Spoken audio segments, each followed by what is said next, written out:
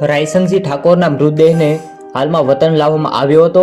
રાયસંગજી ઠાકોરના જીવન વિશે વાત કરીએ તો સલીમપુર ગામના રહેવાસી સવાજી ઠાકોરના પુત્ર રાયસંગજીએ કોલેજ પૂરી કરી અને સેનામાં ફોર્મ ભર્યું હતું। પહેલા જ પ્રયત્નમાં પરીક્ષા પાસ કરી અને 2017માં તેમની આર્મીમાં પસંદગી થઈ હતી અને ત્યારબાદ મિત્રો અત્યારે જે દુઃખદ ઘટના સામે આવી છે, જમ્મુ ખાતે તે ફરજ બજાવી રહ્યા હતા।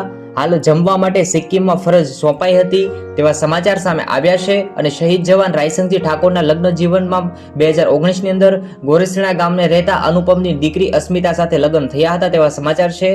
જ્યારે હાલમાં સમાચાર સામે આવ્યા છે કે 4 દિવસ અગાઉ સિક્કિમમાં ફરજ બજાવી રહેલા હાલમાં આર્મી જવાન રાયસંગજી ઠાકોર તિસ્કા નદીની અંદર લાપતા થયા હતા અને આ ઘટનામાં 4 દિવસ બાદ તેમના મૃતદેહ મળી આવ્યો છે।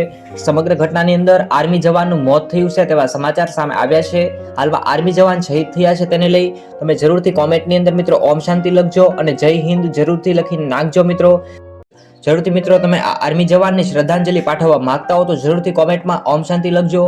હાલ રાયસંગજી ઠાકોર લાપતા થયા પરંતુ આજે તેમનો મૃતદેહ જે છે તે વતન લાવવામાં આવ્યો હતો અને વતનની અંદર શોકની લાગણી પણ છવાઈ હતી તેવા પણ ઘણા બધા સમાચાર સામે આવ્યા છે।